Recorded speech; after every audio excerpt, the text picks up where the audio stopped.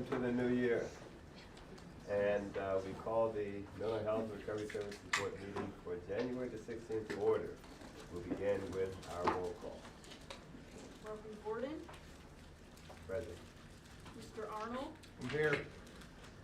Ms. Banks, Ms. Bell, Mr. Brown, Here. Ms. Carter, Ms. Clark, here. Ms. Friedman, here. Ms. Harding, here. Ms. Howe, here. Ms. Mendoza-Locke, here. Mr. Knowles, Here. Mr. O'Connor, Ms. Rodriguez, here. Mr. Stengel, Here. Major White, Ms. White. All right, thank you so much. Recognition of our visitors, starting with Richard. Richard Arnold. Ann Minton, CJCC. Steve Spinelli, board staff. Paul Root, Recovery Council, and St. Paul Community Center, Board of Trustees. Joe Hadid, St. Paul's Community Center. Elijah Jones, board staff. Robert Kasperzak, board staff. Tina Layson, board staff. Latrice Flowers, board staff. Adam Nutt, Zeph Center. Justin Watkins, Harbor. Mike Carter, board staff. Phil Stone, board staff. Juanita Helvig Sanchez, board staff. Okay, thank you so much. Now we'll have the determination of the items to be removed from the consent agenda. I'll read those items. Meeting minutes from December the 19th. Health Officer designation. Fiscal year 2025 purchasing plan timeline. Late submission of fiscal year 2023 audits. The ITP policy software and training. Those are the items that to be determined to be removed from the consent agenda. Is there anything that you want removed?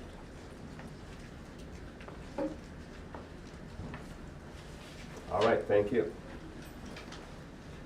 Meeting minutes from December 19th, 2023. Motion to approve. Thank you. Motion to approve the consent agenda. Second. Thank you. Question? Roll call vote.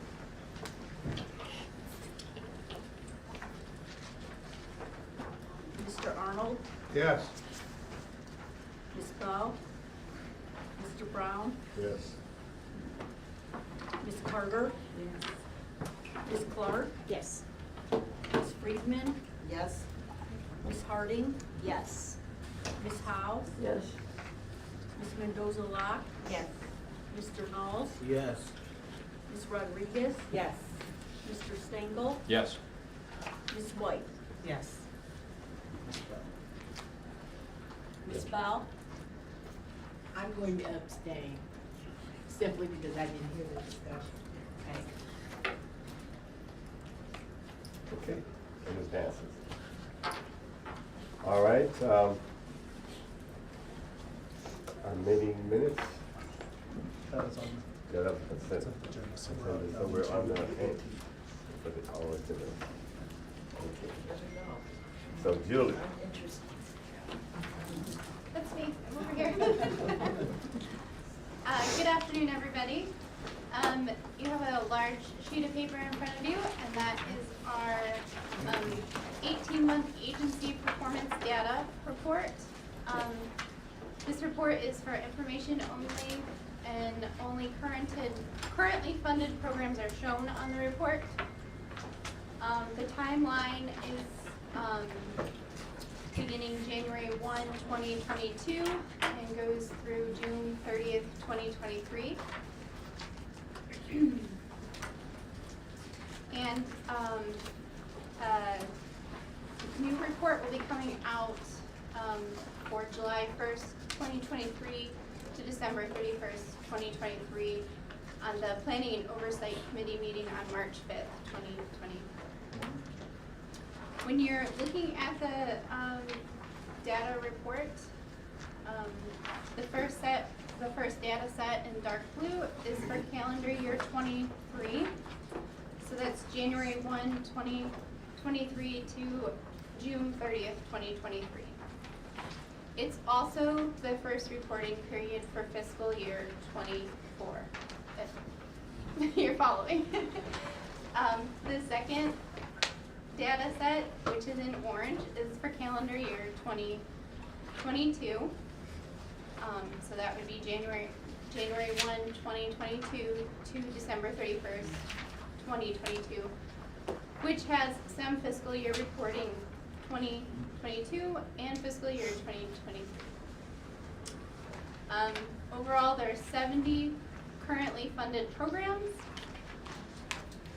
In calendar year 23, 46 programs were on track, 9 programs were not on track, and 15 programs were not available.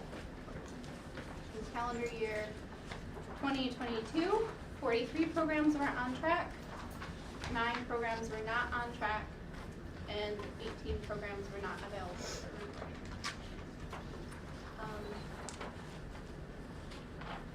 Board staff will Can be- you define what you mean by not available? Sure. Are the stats not available, or what do you mean by not available? I believe some data that some of the agencies report on could be unmeasurable, so that is why it's not available. Amy might be able to speak a little bit further about that. For a lot of the programs, they were their benchmark year, so it was the first year that we were collecting Got it. data for that specific program.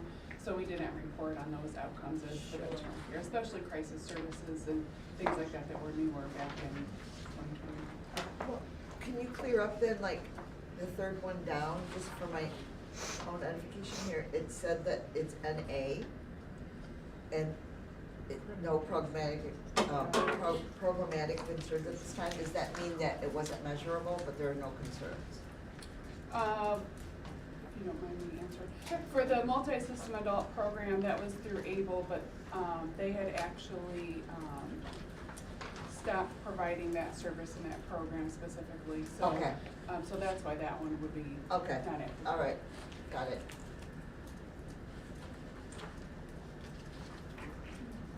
And so whenever we see that all the way across, will we assume that that program's not being offered anymore? It could be, it wasn't maybe offered during that time frame, Okay. or, it was maybe more considered a benchmark year as well, so that's why it's not considered on track or not. The Criminal Justice Coordinating Council is the one I was looking at after the Able one, that I thought was confusing. I don't know why it's specifically listed as NA, other than, they did have a large period of time where there wasn't a person in that position. And so they had Oh, staffing yeah. issues for, quite a while, almost a year actually, so that could have led to why. Yeah, that one was absolutely, in. yeah, that makes sense. Thank you, Amy. Sure.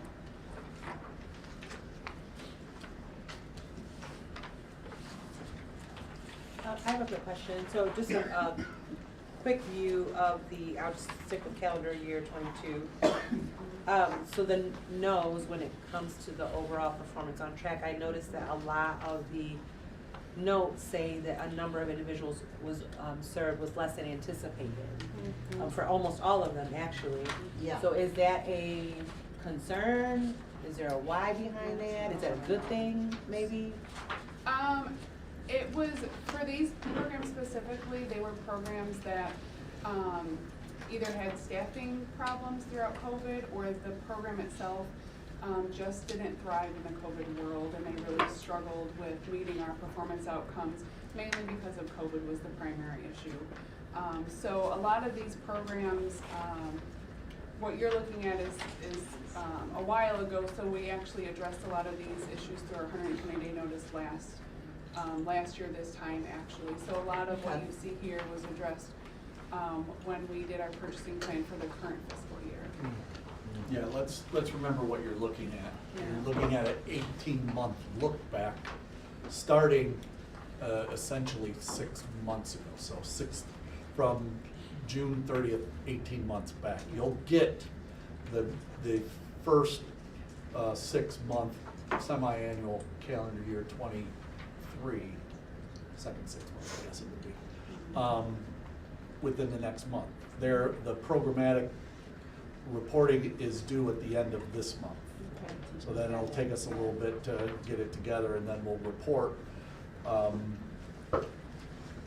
we'll give you this as a way of prepping you for the discussions around 120-day notice. And so like the opiate education initiative through Harbor, that was a program that we actually eliminated at the end of last fiscal year, and then revamped some of Harbor's other prevention programs and incorporated the elements into that, if you remember that we discussed Yes. a year ago. So this is kind of older data that has already been presented at one time to the board, just not in an 18-month format. Got it. So Amy, as I kind of glanced through and looked at, okay, what's the stuff in red, right? What do those numbers tell us? There's a few of those where clearly, just as you just described with what the Harbor situation was, there's a number of them in here that didn't miss the mark by much. I mean, they were pretty close. Yes. I mean, yeah, it's 16 versus 14, you know, so by and large, when you kind of look at those, there's probably a couple outliers here, but most of what I saw when I looked through at the reds really didn't look that bad. No, I think by that's a any fair measure. statement, and a lot of them were programmatic issues that we worked with the agencies to try to address, and it really was for a lot of programs still trying to get back on track after recovering from COVID, and staffing issues were a lot of the problem. So I think what we will see when the next reporting period is available, that a lot of these programs are starting to turn around and starting to do much better.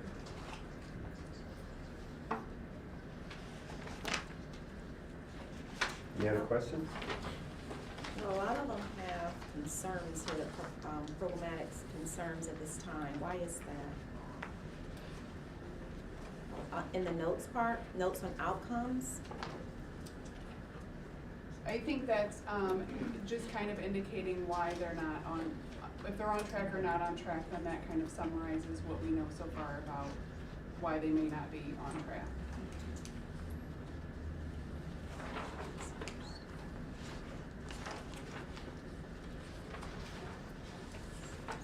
All right, thank you so much. Susan? Amy? So now, our director's report. Yes. I got 15 minutes. We can get this done in 15 minutes. So, I want to give you a number of updates. I want to give you a quick update on Danny's Place. Preliminary construction's costs came in approximately $4 million higher than we had anticipated. Let me just say we designed a beautiful building without the thought of budget. Well, we are thinking budget now. And we are, the design team is working with the general contractor to revise the building plans. And we are now at about 8.2 million. So we're 3.8 million less. So we did quite a bit of manipulation. The thoughts were, what can we lose in the design that doesn't impact the programming, but still makes it feel like a home, place where you'd want to be, is still quality construction, all those things that you'd be looking for. And so we're at about 8.2 million for construction costs, pending, it hasn't gone out to bid yet, but the general contractor's pretty comfortable with that number right now. That is still about 700,000 over what we had hoped. And I use that word hope because at the time we really didn't have a good idea of what those costs were. We were putting it at about 7.5. Well, we're at about 8.2 right now. All said, my, what they call SILAC math, Scott math, is a total project cost somewhere between 11.1 million and 11.6. And that really, that little space there is really about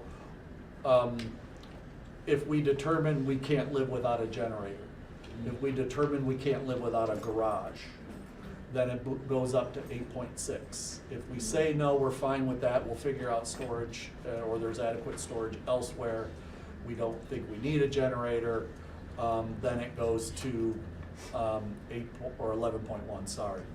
And 11.1, 11.6 is all in. We currently have 10 million generated right now, actually 10,036,000, something like that. Senate is leading our fundraising team, and they're about to kick off, redoing their efforts. I'm obviously gonna have to start to reach out to our state and local partners to say, hey, is there any more money around that we can find? Haven't done that yet because we're waiting on new design. I want new building design, updated design and updated blueprints to move that forward. And there may be some additional cost reductions, but we won't know until we get further into the bidding process. So all in all, yes, it's a little higher than what we thought, but still all very doable. We are now thinking about what do our timelines for actual construction look like. Obviously it's in the spring, but is it March or is it April? We're gonna have to do, we'll probably have to go back to zoning, planning, not zoning, just to give them updated diagrams and stuff like that, get their blessing.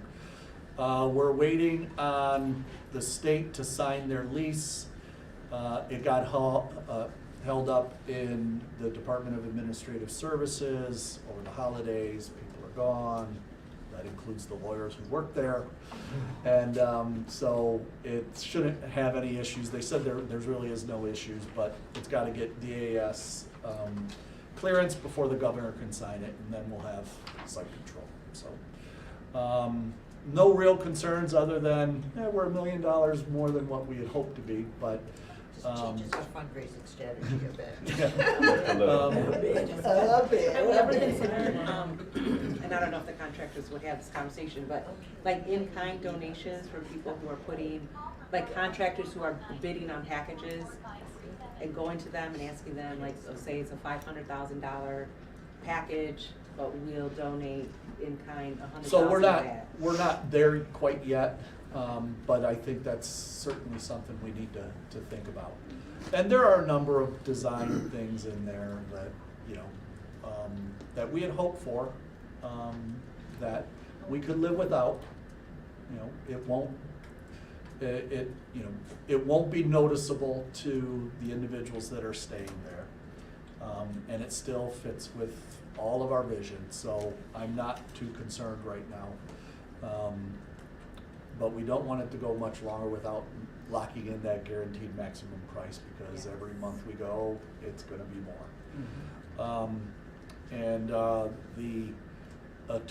Our prosecutor's office has our construction manager contracts. They're reviewing them now, but we would anticipate that there won't be any issues with that. It will be signed within the next 30 days and ready to go. So that's the update on Danny's Place.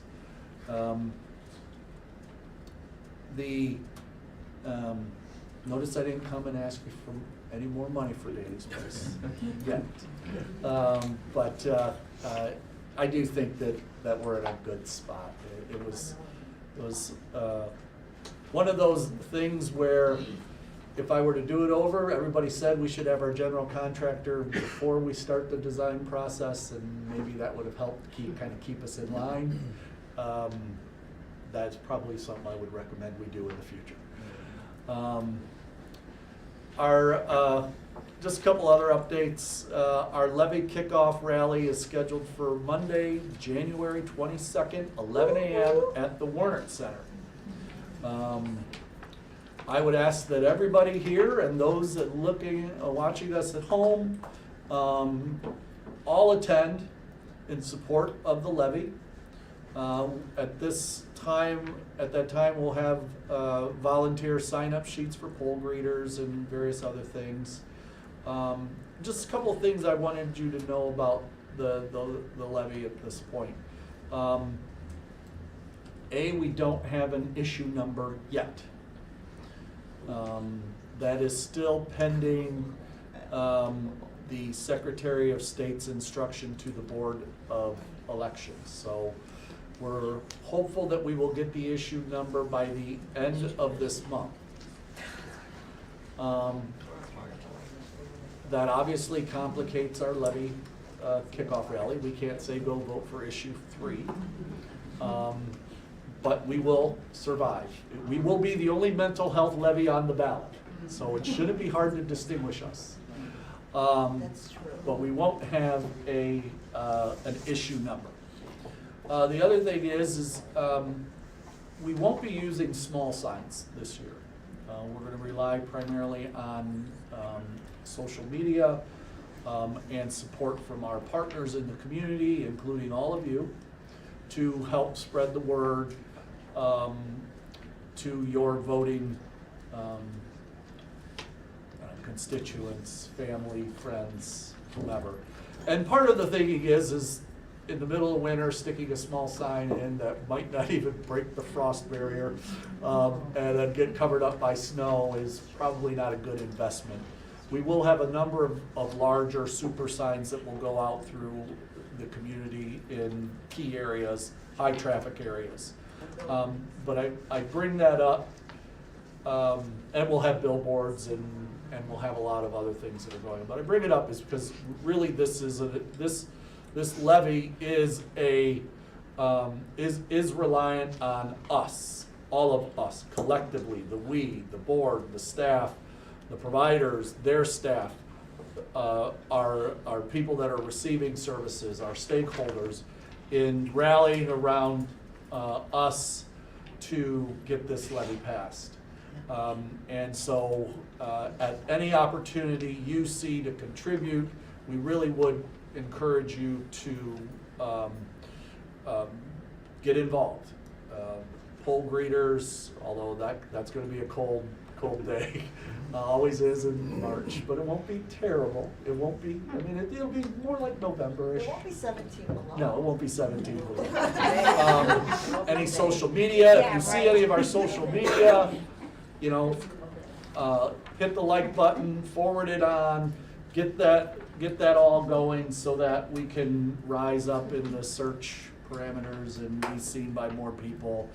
And that's about the extent of all I know about social media, so I'll stop there. And thank you for putting together a packet that all the board members will receive as to what you could do through social media and other means to assist us. You'll have talking points, you'll have, you know, logos, you'll have everything that you'll need to kind of put it in your social media and push it out. And then also, if there are large groups that you're associated with that provide endorsements, and if they're having a meeting, please contact Michael. We love to get in front of those groups and present our levy, ask for their endorsement. And if they don't do endorsement, but they're large groups and you know they're voting, we love to do those presentations as well. So, you know, 7 days a week, 24/7, we are available to do presentations. They're part of the levy process, and we really need to rely on all of you to help identify what those look like. So we're in a good space right now with the levy. We have a lot of things going on, but the thing that would make it better is if we had the issue number. Board of Elections, get us an issue number. But Amen. we will do, you know, other than missing that on the sign, nothing changes. See you on Monday, the 22nd, 11 a.m., Warner Center. For those of you who don't know where that's at, that is on the corner of Woodruff and Ashland. Okay, just a reminder, we are currently advertising for our manager of prevention and recovery services. This ad is on our county website, and also will be advertising over the next few weeks in the local minority newspapers. So if you see it, if you know of somebody who might fit the bill, direct them to our county website and have them complete an application, or give us a call and we can talk them through that process. Something that is on everybody's mind these days is our move to 333 North Summit, Suite 1400. We are on target to move. The date of the expected move is February 13th. That is the date that we would expect the movers show up and start loading up the trucks. So that week is going to be pretty hectic for all of us. That is a Tuesday that we will move. Wednesday we'll get our internet cut over and work the rest of the week in order to get the office appropriate for work, but it won't be anywhere near what it won't be final for a while. I bring that up for a couple of reasons. First, the cost estimates for the renovation, including technology, are running higher than we anticipated. But final bids are expected for next week, so I can't even tell you what that looks like. My best guess is about another 30 grand. I'm not asking you for any money at this point in time. We're gonna see what we can do internally between ITP and my discretionary account to absorb as much of that as possible. However, if it comes in over the amount that I think we can absorb in our budget, we are gonna have to authorize that and then come back to you probably in the March meeting and say, hey, I had to do this. So I'm just giving you kind of heads up. We're gonna try to avoid that. That is not the way we normally do business. I can assure you we are not going hog wild on our spending related to that. But just the timing, if we want to delay the move, then we could do the official and formal process. If you're comfortable with the way I'm laying it out, then we will, we'll move forward. But I just want to kind of give you guys the heads up that this is kind of coming and it's unavoidable at this point in time. Question. Yes. Would it potentially cost more to delay it?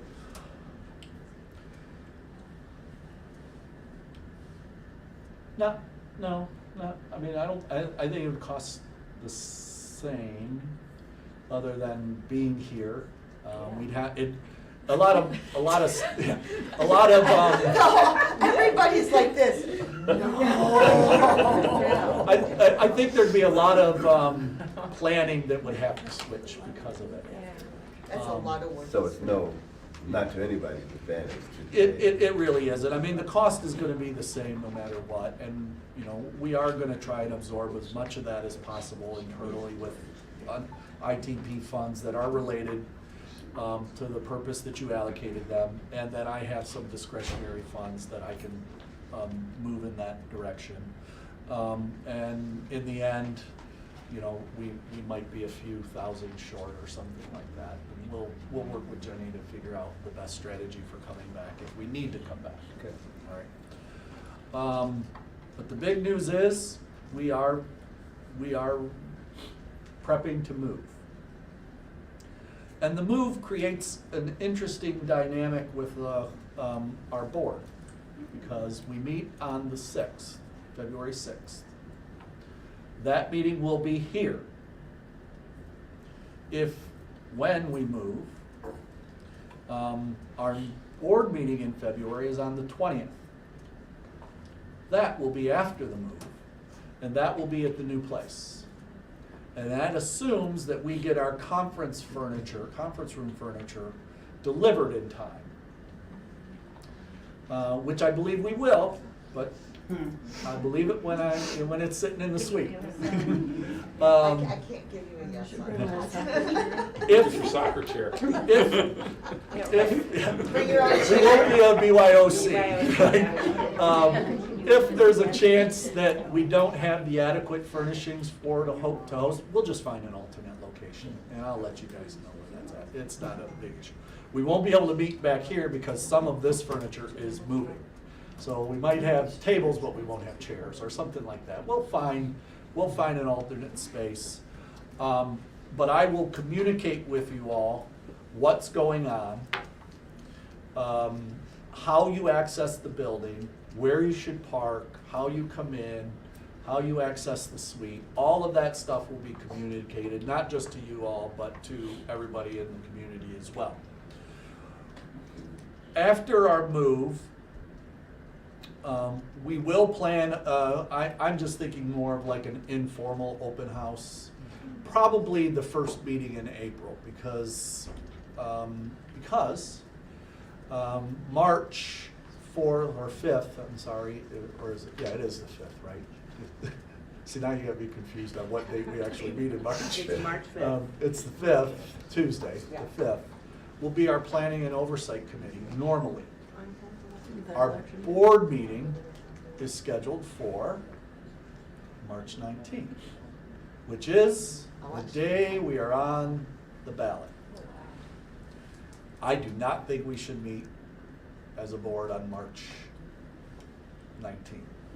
I think that there is a lot of activity going on that day. Staff are all over the place. You guys are going to be all over the place. To pull people in for a meeting is probably not the best idea for that, on that day. I would offer a couple of options. First, we hold one meeting. Instead of planning and oversight, we just have a board meeting on March 5th. Or we could move the board meeting to March 11th or the 26th.